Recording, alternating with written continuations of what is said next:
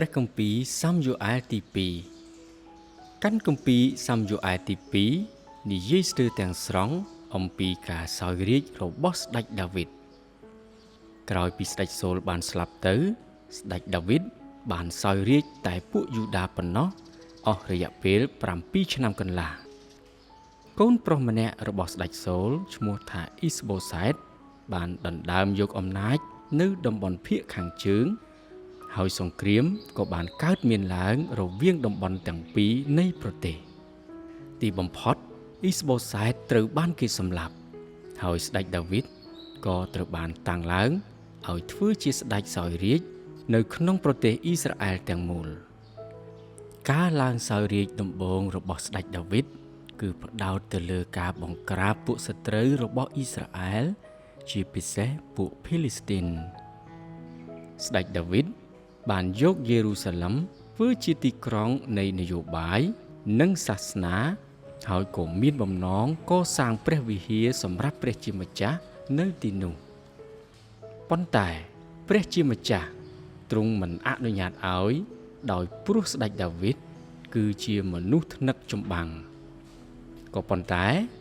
ទ្រង់បានសន្យានឹងគាត់ថាបល្ល័ង្ករបស់គាត់នឹងនៅស្ថិតស្ថេរជាដរាបទៅហើយពូជពង្សនៃស្ដេចដាវីតនឹងត្រូវសោយរាជ្យនៅលើបល្ល័ង្កជារៀងរហូតជំពូក11នៃកាន់គម្ពីរនេះបានកត់ត្រាអំពីរឿងរ៉ាវគួរឲ្យសោកស្ដាយដែលតាក់ទងនឹងអំពើបាបដ៏អាម៉ាស់របស់ស្ដេចដាវីតប្រហែលជាមួយឆ្នាំក្រោយមកស្ដេចដាវីតបានលន់តួបាបនៅពេលដែលហោរ៉ាណាថាន់បានទូលប្រាប់គាត់ឲ្យស្គាល់ពីកំហុសទោះជាយ៉ាងនេះក្តីព្រះជាម្ចាស់បានដាក់ទោសគាត់យ៉ាងធ្ងន់ធ្ងរដោយបង្កឲ្យមានបញ្ហានៅក្នុងគ្រួសាររបស់គាត់ដូចជា1កូនដែលបានកើតមកដោយអំពើបាបរបស់គាត់ត្រូវបានស្លាប់2កូនប្រុសរបស់គាត់ឈ្មោះអាំណូនត្រូវបានសម្លាប់ដោយសារកូនប្រុសរបស់គាត់ម្នាក់ទៀតឈ្មោះអាប់សាឡុម3អាប់សាឡុមបានបះបោរហើយធ្វើឲ្យស្ដេចដាវីតនិរទេសទីបំផុតអាប់សាឡុមត្រូវបានសម្លាប់ហើយស្ដេចដាវីតក៏បានវិលត្រឡប់មកក្រុងយេរូសាឡឹមវិញ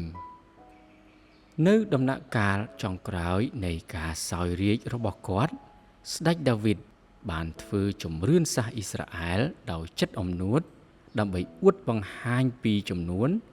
និងកម្លាំងរបស់ប្រជាជនជាជាងពឹងលើព្រះជាម្ចាស់ព្រះជាម្ចាស់ក៏បានចាត់ឲ្យមានជំងឺអាសន្នរោគ